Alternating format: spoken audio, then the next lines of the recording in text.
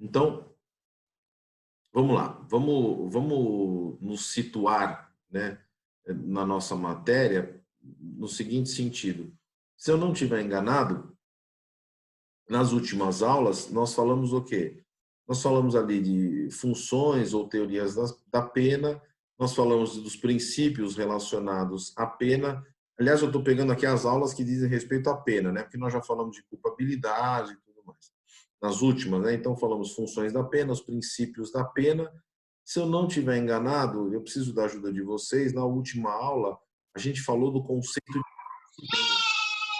Eu disse, olha, a gente precisa falar do conceito de incidência justamente por conta da questão que vem agora, que é a execução da pena, e também a aula de hoje a gente fala de penas alternativas, e lá se faz menção à questão da reincidência. Então é importante que a gente tenha não só o conceito de reincidência muito bem estabelecido aí nas nossas mentes, mas também o conceito de maus antecedentes. Então, eu vou aqui fazer vamos dizer assim, uma revisão não, eu vou lembrar a todos qual é o conceito de reincidência e qual é o conceito de portador de maus antecedentes ou de maus antecedentes, tá? É importante que a gente faça isso para continuar, entrar, na verdade, no tema da aula de hoje. Então, a premissa para que se tenha uma pessoa na condição de reincidência é de que essa pessoa ela tenha contra si sentença penal condenatória transitada em julgado. Então, o primeiro requisito, né, em outras palavras, é de que o reincidente, para assim ser considerado, ele tenha, primeiro, uma sentença penal condenatória transitada em julgado. Mas você vai me perguntar, em relação a qual crime? Por conta de cumprimento de qual pena? Não interessa. O que importa aqui é que você tem uma sentença penal condenatória transitada em julgado. O que é relevante aqui é que essa pessoa ela foi submetida ao devido processo legal, apurou-se a responsabilidade dela e, ao final, ela foi condenada. Por um crime doloso? Sim. Por um crime culposo? Também poderia ser. Ela cumpriu pena privativa de liberdade? Pode ser. Ela cumpriu qualquer uma das penas alternativas previstas no ordenamento jurídico? Também pode ser. A questão essencial é, ela tem contra si uma sentença penal transitada em julgado por conta de crime doloso ou culposo, por pena privativa de liberdade, por penas não privativas de liberdade. Ponto. É isso que efetivamente acaba interessando aqui. E após esta condenação transitada em julgado, essa pessoa vai e pratica uma nova infração penal. Mas qual é a nova infração penal? Aqui, para estabelecer a ideia de reincidência, também não tem muito relevo, não tem muita importância. Então, ele foi condenado por um crime doloso, transitou em julgado e depois ele pratica um crime culposo. Tudo bem. Aqui não tem muita importância. Ele vai ser considerado reincidente. Ah, mas o outro crime era culposo e agora esse é doloso. Também não tem muita importância aqui nesse momento. Ah, mas os dois são culposos, os dois estão dolosos, os dois são apenas privativas de liberdade. Não importa. Primeiro requisito, portanto, trânsito em julgado. E o segundo requisito, prática de um crime. Não é condenação, é apenas praticar um crime. Se todos esses requisitos estiverem preenchidos, vamos dizer assim, essa pessoa é reincidente. Eu costumo sempre lembrar, e me desculpem, não sei se foi na aula de vocês ou de uma outra turma, que você tem que se fazer 3 perguntas, ou melhor, 2 perguntas. E toda vez que você tiver respostas afirmativas a essas 2 perguntas, a resposta vai ser sim para a reincidência. Então, pergunte-se sempre: tem sentença penal condenatória transitada em julgado? Sim. Após a sentença penal condenatória transitada em julgado, praticou um novo crime? Sim. Se você obteve 2 sims, é sim para reincidência. Em regra, se você obtivesse um não em qualquer uma dessas perguntas, é não para reincidência. Eu repito, tem sentença penal condenatória transitada em julgado? Sim. Praticou um crime após sentença penal condenatória transitada em julgado? Sim. Então, é sim para reincidência. Ok? Posso ir adiante? Estão recebendo bem o som? Tudo certo? Tá. Qualquer coisa pelo chat, eu abro o microfone e a gente continua. A gente responde. Agora, o conceito, a definição de reincidência é essa. Só que a reincidência, ela tem uma limitação temporal. A reincidência, ela, na verdade, ela tem como condão, ela tem aí a potência de fazer com que a pena do segundo crime seja aumentada. Só que esse efeito da reincidência, ele tem, como eu acabei de dizer, uma limitação no tempo. Então, percebam o seguinte: contados 5 anos da data em que a punibilidade está extinta, e a extinção da punibilidade aqui é por qualquer motivo, inclusive, e por óbvio, até o próprio cumprimento da pena, você conta 5 anos da extinção da punibilidade.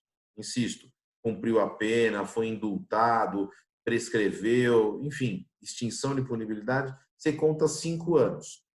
Se dentro desse período de 5 anos ele pratica um crime, ele vai ser considerado reincidente.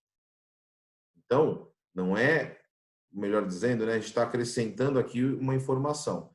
Para que você seja reincidente, você precisa ter sentença penal condenatória transitada em julgado e praticar um crime, e a prática desse novo crime precisa ser num período que não seja superior a esses 5 anos contados da data da extinção da punibilidade. É claro, né, para que fique bem evidente essa questão. Transitou em julgado, está cumprindo pena e pratica um novo crime, é reincidente. Não tenha dúvida com relação a isso. O que eu estou querendo dizer é que aquela sentença penal condenatória que impôs a ele uma determinada sanção, uma vez cumprida ou uma vez extinta essa punibilidade, você ainda vai ter que contar 5 anos, e se dentro desse período de 5 anos ele pratica crime, ele é reincidente, sem sombra de dúvidas. Mas, por outro lado, o que acontece? Nós temos lá no artigo 59 aquilo que se chama de circunstâncias judiciais, que são circunstâncias, né, são questões que estão gravitando no entorno do crime e que o juiz pode reconhecê-las, daí o nome circunstâncias judiciais, e o juiz pode reconhecê-las para fins de aumento ou diminuição de pena, ok? Então, o que sucede aqui? Lá nas circunstâncias chamadas de judiciais, nós temos uma delas que se refere aos antecedentes. Antecedentes. E aí surge uma questão que é a seguinte: antecedente, por óbvio, é tudo aquilo que vem antes da prática criminosa. E aí você pode ter bons antecedentes e você pode ter maus antecedentes.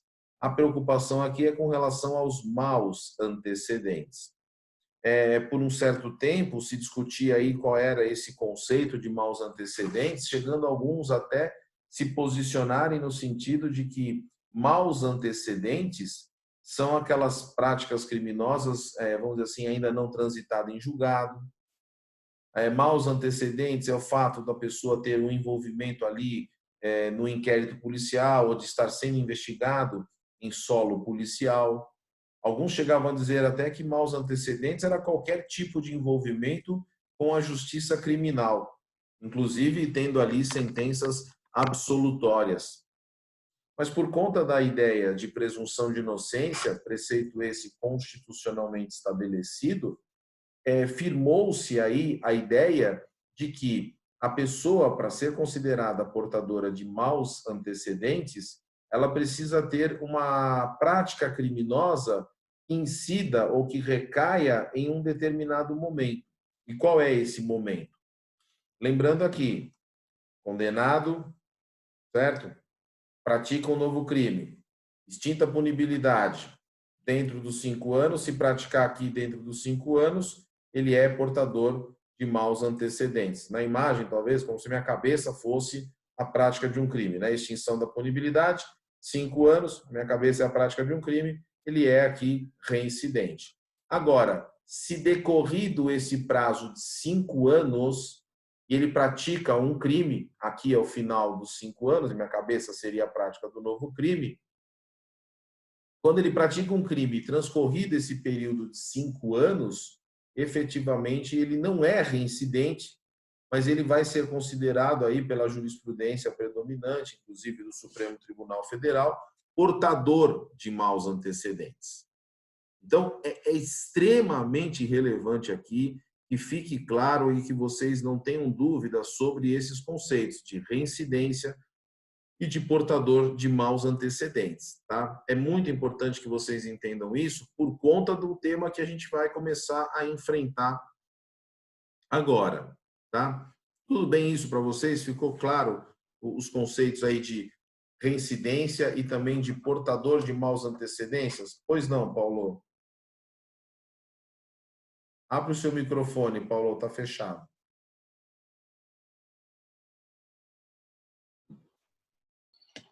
Quanto a ser reincidente, no caso de ser considerado maus antecedentes, o senhor falou que isso é extremamente relevante. No caso, pode ser a jurisprudência pode torná-lo reincidente? Como assim, Paulo? A jurisprudência pode torná-lo reincidente? Não, assim, ele não é reincidente pelo tempo de 5 anos, Não mas é. não é reincidente pelo tempo de 5 anos, mas não, ele é reincidente, não, dentro do prazo de 5 anos, ele cometeu. Mas aí isso pode contar como reincidência dentro do prazo de 5 anos? Isso é Sim, reincidência. Isso é é. reincidência. Então, Isso mais é uma vez. reincidência. Isso é E reincidência. fora desses 5 anos, o senhor falou da jurisprudência, que tem que ter cuidado. Por que nesse caso? Que ele não é reincidente por um crime, mas ele é reincidente por maus antecedentes. Não, não é isso, Paulo. Uma coisa é reincidência e outra coisa é portador de maus antecedentes. O cara não pode ser portador de maus antecedentes e reincidente ao mesmo tempo. É uma ofensa a um princípio, inclusive, da lógica formal, do princípio da identidade. A igual, Ok. então, B é igual a e A não pode ser igual a C. Então, ou ele é reincidente ou ele é portador de maus antecedentes. Insisto mais uma vez. E aí, ampliando um pouco a questão. São 3 perguntas agora. É condenado definitivo? Sim. Pratica um novo crime? Sim. Praticou esse crime dentro do período de 5 anos? Sim. Então, ele é reincidente. O que eu disse é que o conceito de portador de maus antecedentes é, hoje, uma posição criada ou consolidada, melhor dizendo, na jurisprudência, no sentido de que aquele que é portador de maus antecedentes é aquela pessoa que pratica o crime fora ou além do período de 5 anos. Então, não tem a hipótese de ele ser portador de maus antecedentes e reincidente. Por quê? Das duas, uma. Ou ele pratica o crime dentro do período de 5 anos e ele é reincidente, ou ele pratica esse crime fora do período de 5 anos e não é reincidente e, consequentemente, ele é portador de maus antecedentes. Então, a construção efetivamente do conceito, ou melhor dizendo, a consagração de um conceito portador de maus antecedentes é fruto da atividade jurisprudencial. Porque as hipóteses até então mencionadas, como envolvimento com processo, envolvimento com inquérito, sentenças absolutórias, eram também até da jurisprudência e da própria doutrina. Eu estou só colocando aqui o que vigora efetivamente hoje. Tá? Você Ok, entendeu, obrigado. Paulo? Ficou claro? Entendi, professor. Obrigado. Deixa eu Professor, só ver uma pergunta aqui do William Araújo. Então, portador de maus antecedentes é aquele que crime a qualquer momento após os 5 anos. William, é exatamente isso. professor, só complementando a pergunta, porque eu lembro que na última aula o senhor colocou que após os 5 anos, se a pessoa não comete crime, ela pode solicitar que o nome dela seja excluído de qualquer tipo de digamos assim, arquivo de ação delituosa ou crime. vamos supor que isso aconteceu e depois do período de 5 anos ela cometeu um novo crime ou está participando de um inquérito.